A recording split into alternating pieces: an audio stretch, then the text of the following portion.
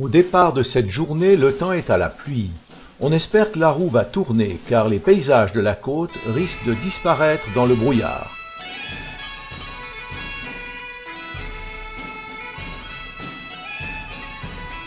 Première étape, le Kerry Bog Village et la vie irlandaise au XVIIIe et XIXe siècle. Et pour commencer, la présentation du lévrier irlandais, race très ancienne, surtout utilisée comme chasseur. C'est un animal docile, intelligent et patient, parmi les plus grands chiens, avec un poids entre 40 et 70 kg.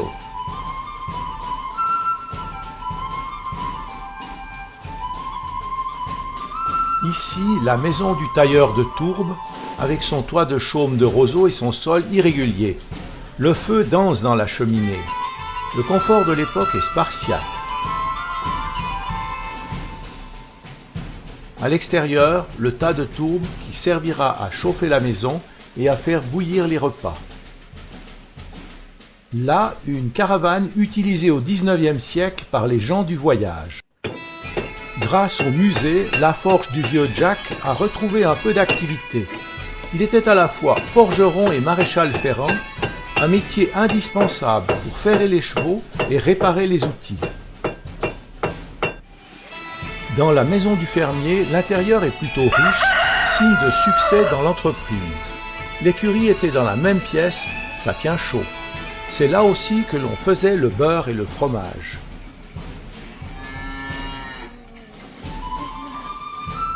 La chaumière de l'ouvrier agricole est beaucoup plus modeste, avec surtout des ustensiles de ferme.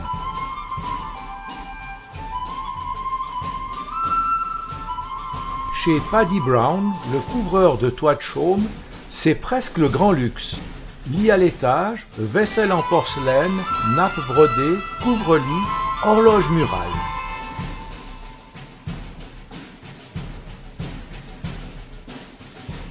On dirait que les charrues, faucheuses, etc. ont été déposées hier.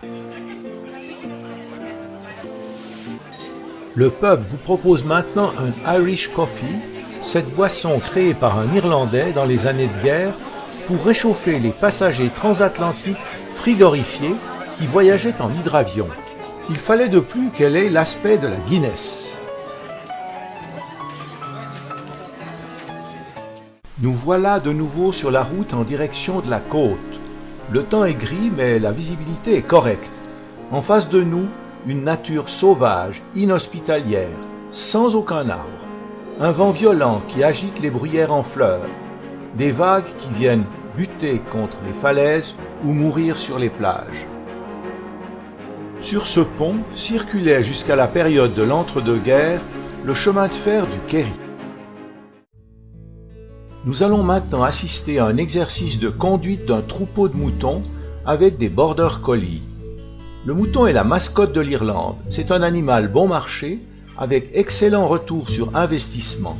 Il produit la laine, le lait pour le fromage et enfin la viande, mais aussi la peau pour des vêtements et des chaussures.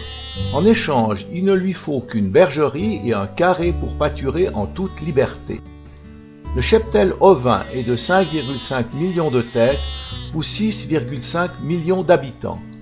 Il existe de nombreuses races avec ou sans cornes, droites ou en tire-bouchon, parfois à 4 cornes,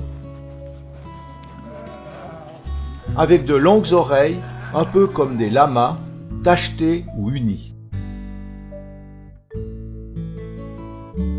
Le mouton galway est la race typiquement irlandaise, un animal sans cornes, d'allure gaie et alerte, avec un cou court mais large, une toison blanche, épaisse, lui permettant d'affronter des hivers froids et humides, même en restant dehors. Le Border Collie est une race de chien originaire de la frontière anglo-écossaise, parfaitement adaptée au rôle de chien de berger. À cause de sa petite taille, il peut être gardien de troupeau, mais ne peut guère faire face aux loups s'il en existait dans la région. C'est un animal endurant, travailleur, docile, jamais agressif. Le berger doit cependant doser l'effort demandé, car ce chien ne sait pas toujours s'arrêter avant l'épuisement. Étant donné que le gardien a 2 chiens, Il doit avoir 2 registres différents d'alerte, un pour chaque animal, sous forme de sifflements plus ou moins aigus ou graves, longs ou courts, de timbre variable. C'est un peu le langage morse pour le chien. Chaque son correspond à un ordre: rassembler, déplacer le troupeau, à gauche, à droite, en haut ou en bas. Le chien n'a jamais besoin d'attaquer les moutons, son seul air menaçant suffit.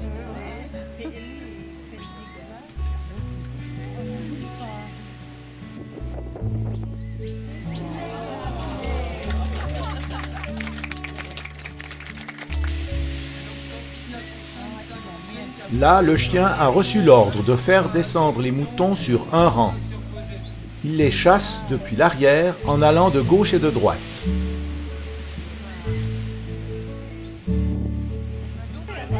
Les 2 chiens sont sur les starting blocks, mais seul celui qui recevra l'ordre va se lever.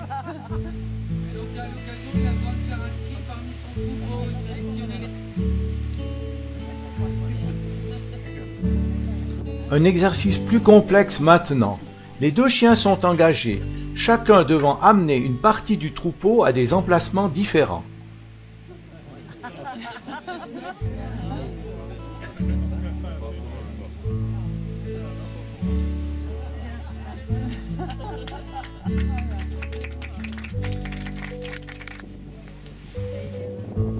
Et maintenant, l'ensemble du troupeau va de nouveau être réuni à un endroit différent.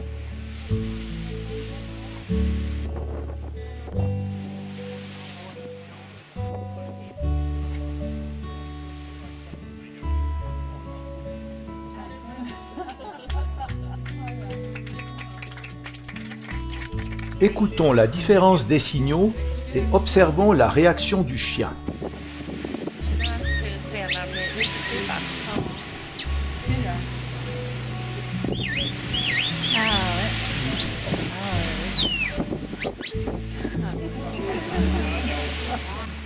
Et donc en plaçant le chien par rapport au troupeau, il peut déplacer le troupeau où il veut. S'il vient ramener les chiens derrière le troupeau, il les fait avancer.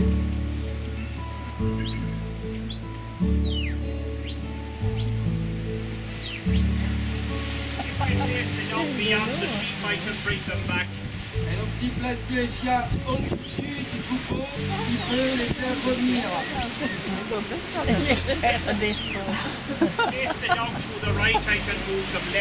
S'il place les chiens à droite, il peut déplacer le troupeau vers la gauche.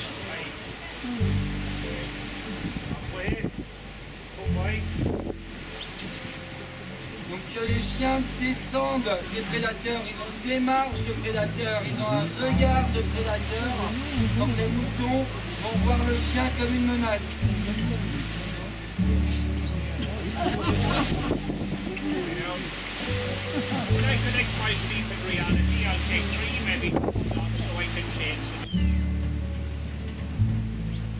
Nouvel exercice de coordination avec les 2 chiens.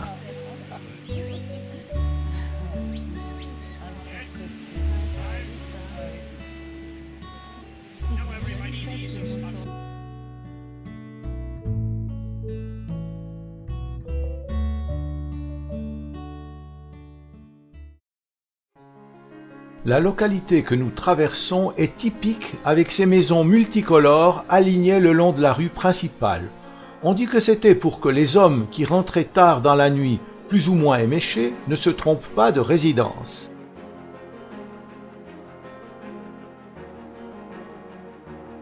La pause de midi a lieu à la périphérie de Waterville, directement en bordure de mer, de quoi prendre un bon bol d'air, d'être douché par les embruns et fouetté par le vent.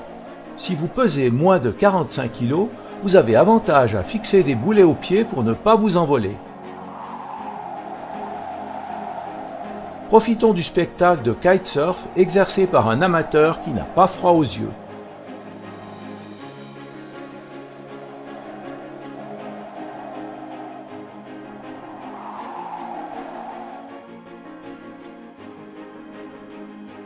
Très belle plage à Waterville. Quant à la température de l'eau, je préfère ne pas tester.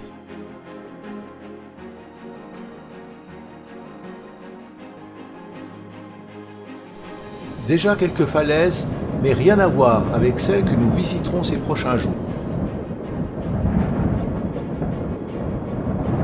Depuis ce point surélevé, nous avons une belle vue sur cette baie parsemée d'îlots.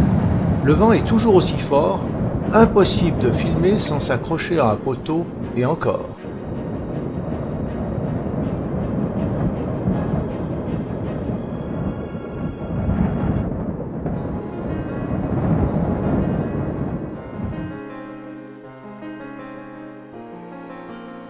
Alain, notre chauffeur, s'ennuie des cols alpins suisses.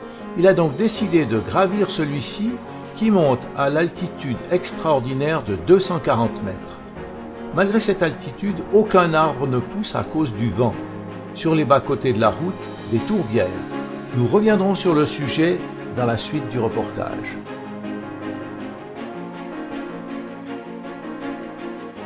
Cet itinéraire nous permet de traverser le parc national de Killarney avec ses lacs, sa chaîne de montagnes la plus haute d'Irlande, un peu au-dessus de 1000 mètres d'altitude, ses forêts de chênes, ses rhododendrons qui ne sont pas protégés dans le pays, qu'ils ont même complètement envahis. Il y a également un petit lutin caché tout près d'ici, mais ne vous faites aucune illusion, vous ne le verrez pas car vous faites beaucoup trop de bruit.